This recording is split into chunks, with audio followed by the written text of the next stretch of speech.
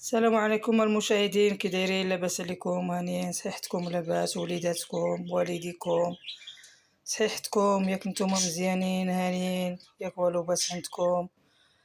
تكونوا في صحة جيدة يا ربي ديما ان شاء الله وطول العمر يا ربي. اللي عنده والدين الله يخليهم ليه، اللي حي اللي ميتين ليه الله يرحمهم ليه.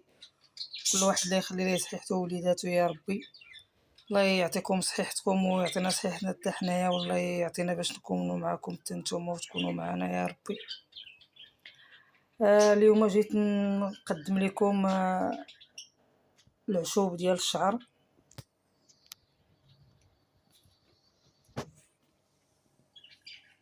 هذا القرنفل، الحرمل، العرعار، هذا اسمه الزعتر، كمون الصوفي،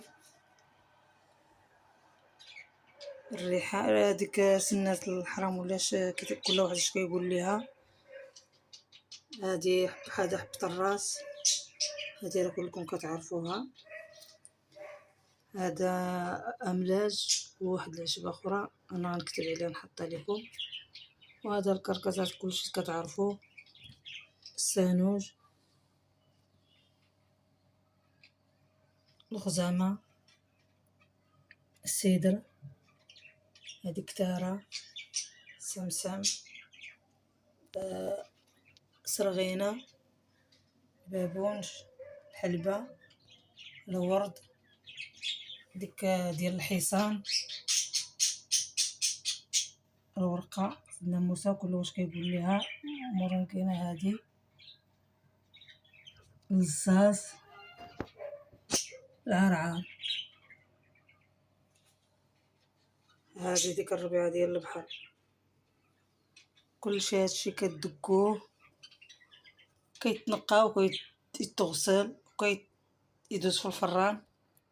الصاد كتصيدوه وكطحنوه وكتصايبوه وكديروا ليه المسائل ديالو، وملي ان شاء الله الرحمن الرحيم غنكملوا ونقادو ونتلاقى معكم تاني ان شاء الله.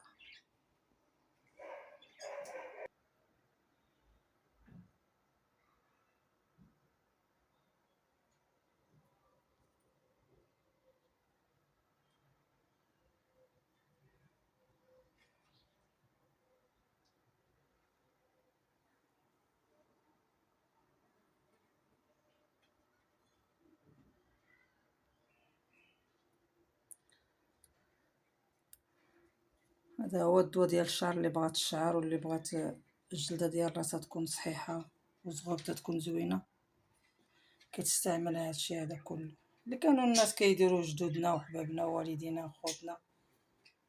ما دابا راه حتى حد ما بقى كيبغي يدير هادشي، حيت هادشي هادي الا كديري راه كتكوني صحيحه حتى في صحتك كلها.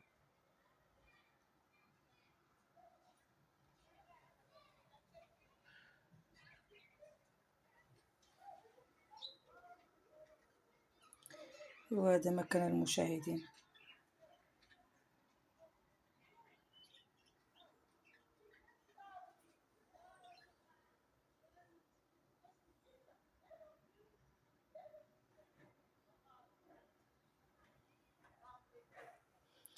اسمحوا لي على الصداع ديال الناس، حيت قريبين شويه للزنقه، داكشي علاش عفوا سمحوا لينا.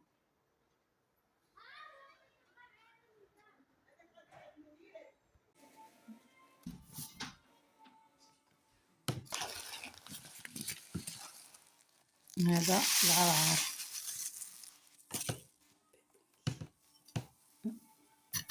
هذا البابونج، هذا الطراس،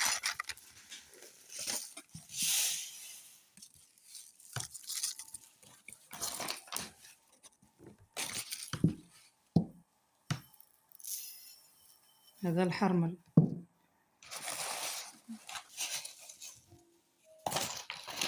سمحوا لنا على التصوير شدة غير بيديا.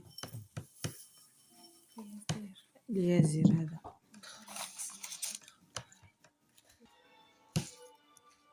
هذا هو كمون صوفي.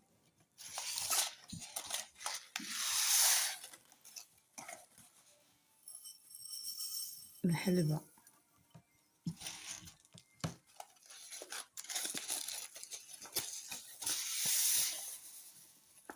ايوا اللي بغى طول الشعر، هذا السمسم خليتو هاد الثومه.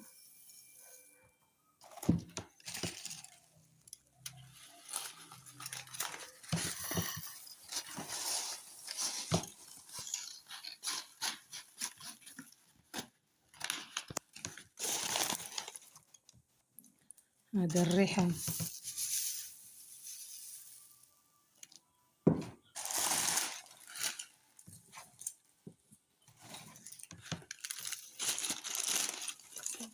هذه الورقه سيد ناموسه كل واحد اش كيقول لها ورقه العرب، كل واحد اش كيسميها.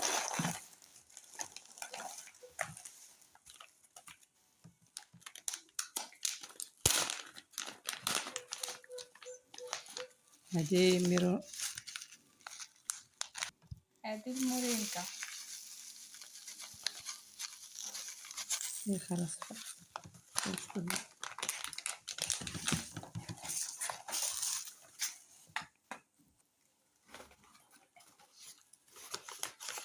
لا هذيك الفوه حتى هذه الفوه.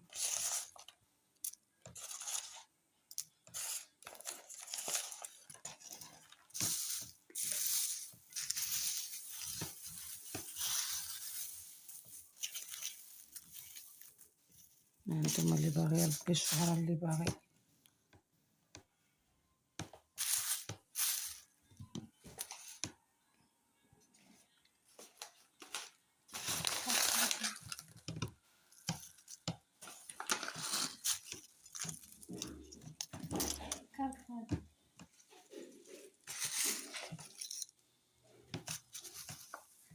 هذا السلبر.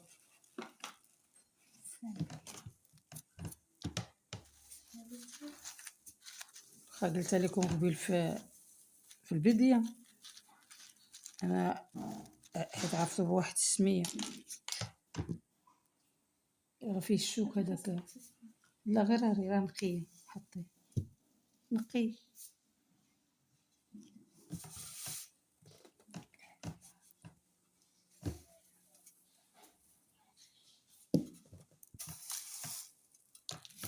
هذا السيدر.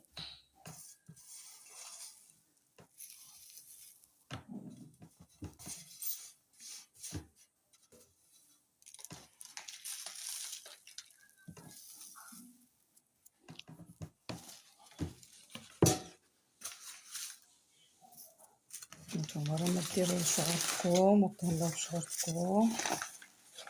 المرض الزين ديالها هو الشعر.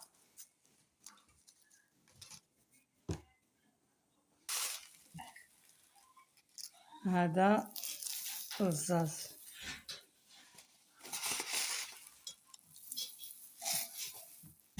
خويا كله.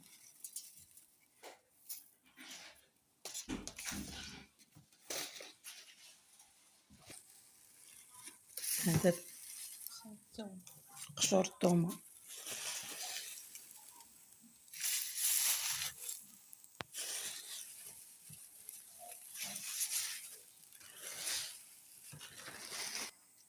وهذه الشيكاغا. هاي شفتها كتجي بحال هكا.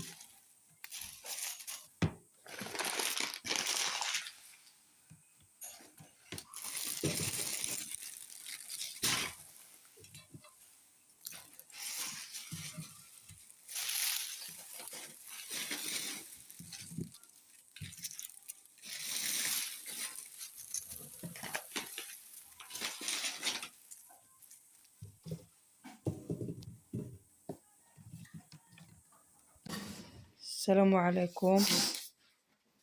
المهم داك البركه وداك العشوب اللي درناه معكم ها هما طحناهم. دابا غيديروا في الزيت ويديروا في واحد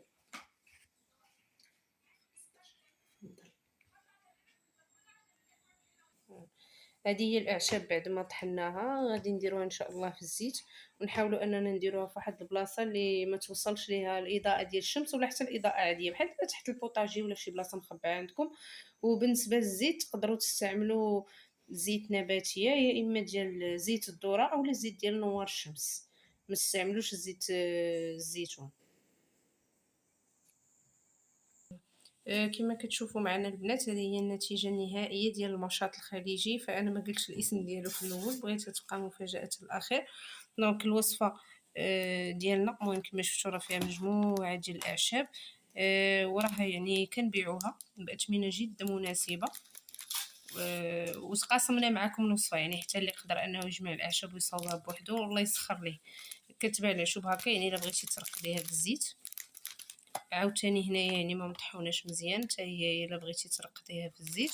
وهنايا المشاط الخليجي هذا عنده واحد الاستعمال وطريقه خاصه، يا اما كيتخلط بالماء وكتشققي به الشعر، يا اما كتخلطيه مع الحنه. وان شاء الله المفاجاه هي الزيت غادي توجد ان شاء الله مورا 15 يوم.